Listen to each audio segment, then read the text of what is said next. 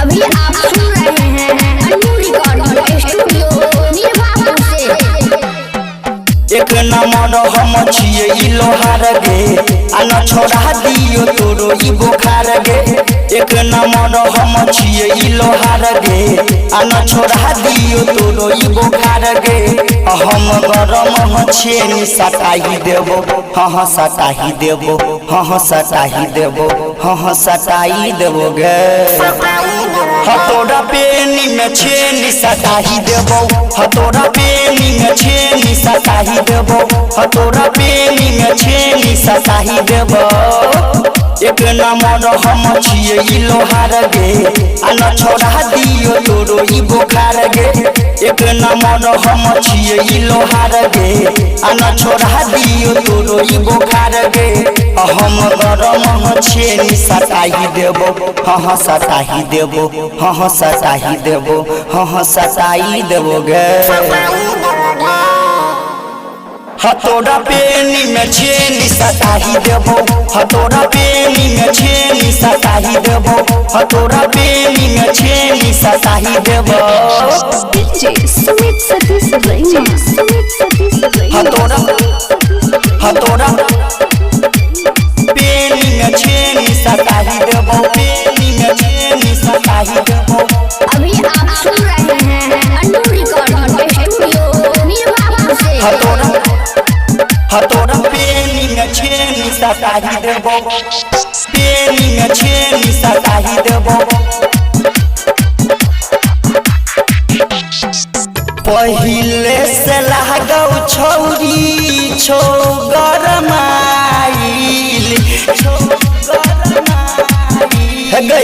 यहाँ से लागै छी छौरी तू दुबराइल यहाँ से लागै छी छौरी छी दुबराइल छी दुबराइल।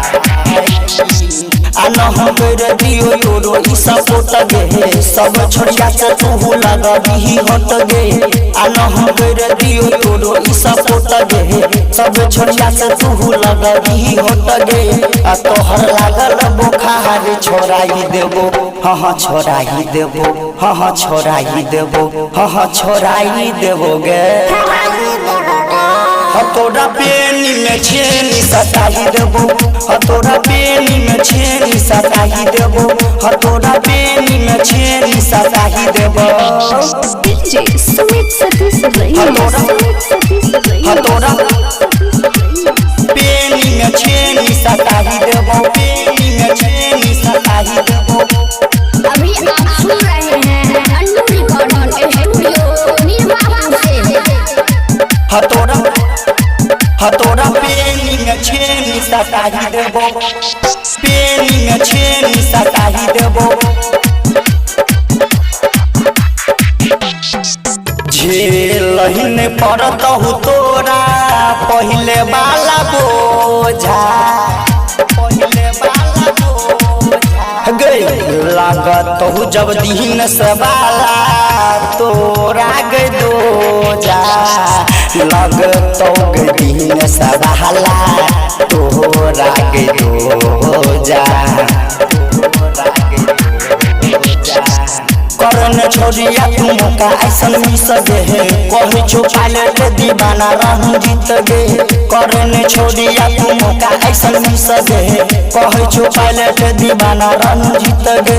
घर में रोटी खिलाई देबो हाँ खिलाई देबो हाँ खिलाई देबो हाँ खिलाई देबो गे। हतोड़ा पेनी में छेनी सताही देबो हतोड़ा पेनी में छेनी सताही देबो हतोड़ा पेनी में छेनी सताही देबो।